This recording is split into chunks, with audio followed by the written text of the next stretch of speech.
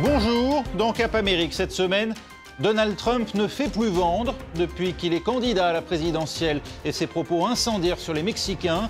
Le magnat de l'immobilier fait fuir ses partenaires d'affaires les uns après les autres. Bill Cosby, lui, ne fait plus rire. L'ancienne star de sitcom avoue avoir drogué une femme dans l'intention d'abuser d'elle. La déposition, vieille de 10 ans, vient d'être rendue publique au milieu d'une série d'accusations pour harcèlement qui vise l'acteur du Cosby Show. Et puis à une semaine de la venue en France d'Enrique Peña Nieto, invité d'honneur du 14 juillet à Paris, nos correspondants se penchent sur les cas de torture recensés au Mexique. Ce devait être une campagne triomphale vers la Maison-Blanche. C'est devenu un chemin de croix pour Donald Trump. Le milliardaire américain n'en finit plus de payer pour ses paroles désobligeantes à l'égard des Mexicains prononcées dès son entrée en campagne. Des propos jugés racistes et qui lui valent la perte de nombreux contrats. Florence Gaillard. Star d'une émission de télé américaine, mania de l'immobilier et maintenant candidat à la Maison-Blanche, Donald Trump, c'est le rêve américain à lui tout seul. Pourtant, le 16 juin dernier, le milliardaire choisit de lancer sa campagne avec une déclaration fracassante. Quand le Mexique nous envoie des migrants, il ne nous envoie pas les meilleurs. Il ne nous envoie pas vous ou vous. Il nous envoie des gens avec des problèmes. Des gens qui emmènent leurs problèmes avec eux. Ils amènent de la drogue. Ils amènent le crime. Ce sont des violeurs. Des termes qui ne sont pas passés inaperçus de l'autre côté de la frontière, voire qui ne sont pas passés du tout. Trump est un homme politique sans aucune idée de la réalité. Il ne comprend même pas la course présidentielle à laquelle il participe. Mais c'est du côté des médias que les réactions ont été les plus vives. La chaîne mexicaine Televisa a fait savoir qu'elle n'enverrait pas de Miss Mexique au concours de Miss Univers cette année, car le programme appartient à la société de Donald Trump. Quant à Univision, le plus large groupe latino-américain, il annule la diffusion de Miss États-Unis, ce qui signifie une perte de plus de 13 millions de dollars pour l'homme d'affaires. Aux États-Unis aussi, ses intérêts sont menacés. Après une pétition signée par 200 000 internautes, NBC s'est vu contraint de retirer The Apprentice des ondes. Donald Trump assurait le show depuis plus de 10 ans. Et il n'y a pas que les projets télé qui soient affectés. Les grands magasins Macy's ont rompu leurs contrats commerciaux avec Donald Trump. Même la ville de New York ne veut plus être associée à son image. Mais si les caméras s'éloignent, les intentions de vote, elles, augmentent. Plus 3% pour Donald Trump, qui arrive second derrière Jeb Bush chez les Républicains. D'après les experts, toute publicité est bonne à prendre. Tous les candidats, quand ils cherchent à capter l'attention, voient leur cote augmenter. C'est ce que Donald Trump est en train de faire. On a vu ça il y a 4 ans, on voit ça cette année. Mais dans quelques semaines, la cote risque de redescendre. Et ça sera le tour d'un autre candidat.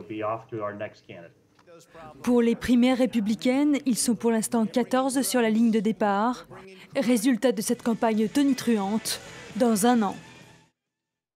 Et encore une mauvaise publicité dont se serait bien passé NBC, puisqu'après Donald Trump, c'est une autre ex-star de la chaîne qui se retrouve dans l'œil du cyclone, l'acteur américain Bill Cosby. Dans un témoignage, il reconnaît avoir administré un puissant sédatif à au moins une femme dans le but d'obtenir ses faveurs sexuelles. La déposition date de 2005, mais elle vient d'être rendue publique. C'est évidemment l'émoi aux États-Unis, où Bill Cosby est accusé de viol par une trentaine de femmes. Myriam Amlal. Voici le document que Bill Cosby et ses avocats voulaient garder secret. Il date de 2005. La star déchue de la télévision américaine, accusée de viol par une trentaine de femmes, admet lors d'une audience avoir drogué au moins une femme pour avoir des relations sexuelles en 1976. L'affaire s'était réglée à l'amiable, mais aujourd'hui, compte tenu du nombre de plaintes contre l'acteur, un juge a décidé de déclassifier le document. Pour les avocats des victimes, ces aveux de Cosby pourraient relancer la procédure contre lui. C'est un grand moment pour les victimes car cela corrobore leurs accusations. Elles ont dit qu'elles avaient été droguées avant d'être violées par Bill Cosby. Cela démontre qu'il y a bien un lien entre la drogue et le sexe, et c'est donc un grand pas en avant. Un grand pas en avant, pas sûr. En décembre dernier, des procureurs de Los Angeles avaient refusé d'engager des poursuites après une plainte déposée pour agression sexuelle en 1974 en raison de la prescription des faits. Il semble donc peu probable que Bill Cosby soit réellement inquiété par la justice. En revanche, ses soupçons ont lourdement terni son image, longtemps considéré comme le père idéal de l'Amérique, grâce au personnage affectueux qu'il incarnait dans le Cosby Show. Depuis le début du scandale, les annulations de spectacles se multiplient et la chaîne NBC qui diffusait le célèbre sitcom a mis fin à un projet de programme qui devait relancer sa carrière. Une chose est sûre, après ce dernier développement, Bill Cosby ne fera plus son show.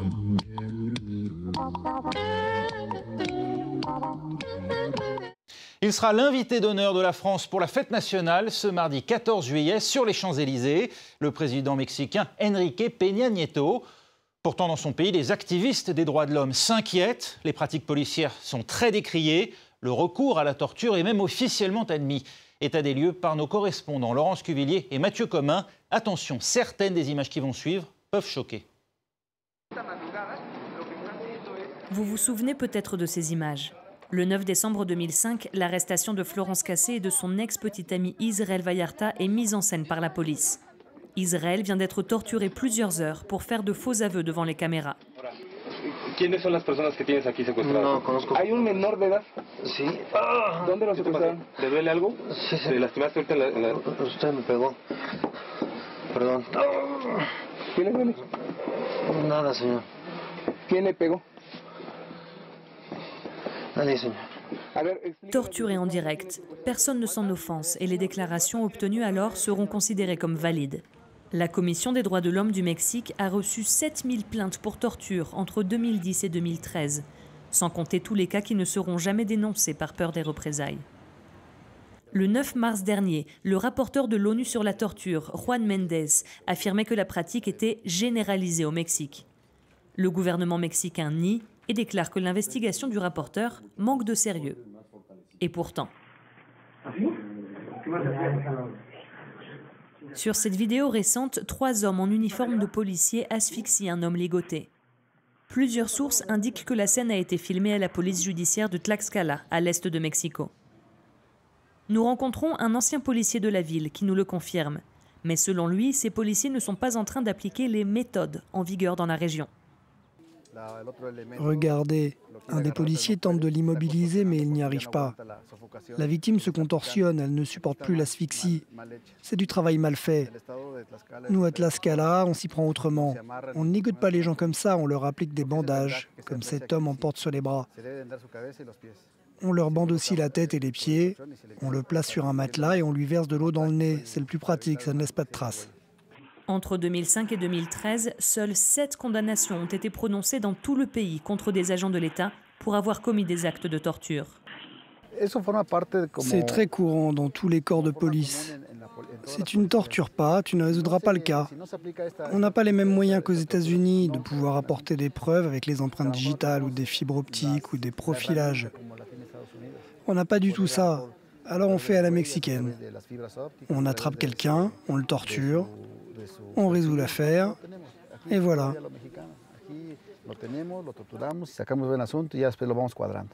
Dans les années 1970, au cours de la Guerra Sucia ou guerre sale, des centaines de guérilleros communistes disparaissent entre les mains de la police ou de l'armée. Aucune condamnation ne sera prononcée par la suite contre ceux qui torturent ou tuent dans les geôles mexicaines. L'un d'eux s'appelait Estrella, l'autre s'appelait Guerra. Et ils ont continué normalement leur carrière de policier après ça. José Luis a été suspendu par le bras pendant plusieurs heures et a dû être amputé. Il n'a jamais obtenu justice.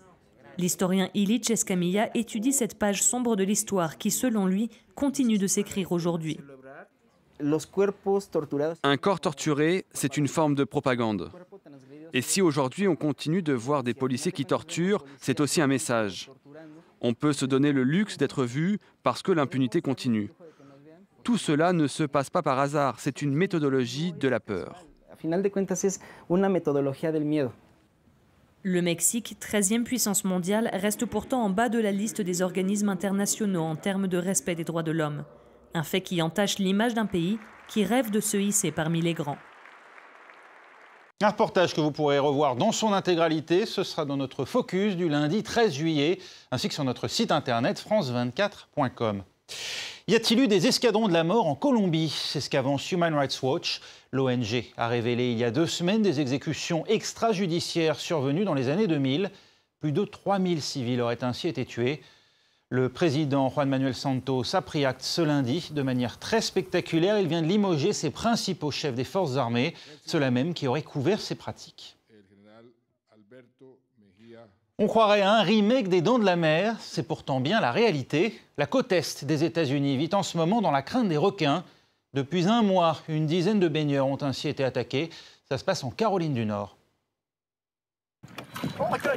Des requins qui rôdent autour des kayakistes. L'image n'est pas banale. Elle fait plutôt froid dans le dos, surtout lorsque l'animal parvient à renverser ce kayakiste qui s'en tire à bon compte. Un miracle. Car cette année, les requins sèment l'angoisse sur les plages, en particulier de la Caroline du Nord, et ils sont parfois très proches du rivage. J'en ai vu un, il devait faire 1,50 m. Il était à moins de 3 mètres de moi. Il se rapproche de nous bien plus qu'avant et il nous tourne autour. À tel point que des vacanciers inconscients s'amusent parfois à tenter de les maîtriser.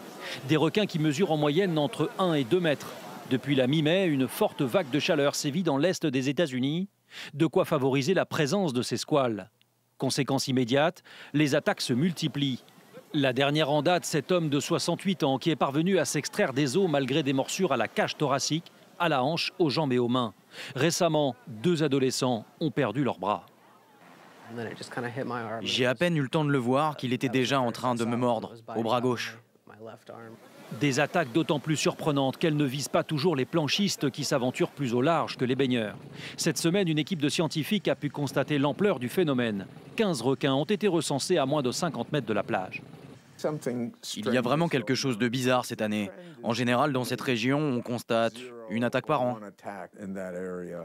Une année inhabituelle que les experts expliquent par les températures chaudes. D'ailleurs, même les pêcheurs constatent désormais la reproduction de l'espèce avec ces bébés requins. Voilà, et c'est la fin de ce numéro de Cap Amérique. On se retrouve la semaine prochaine. D'ici là, restez avec nous. L'info continue sur France 24.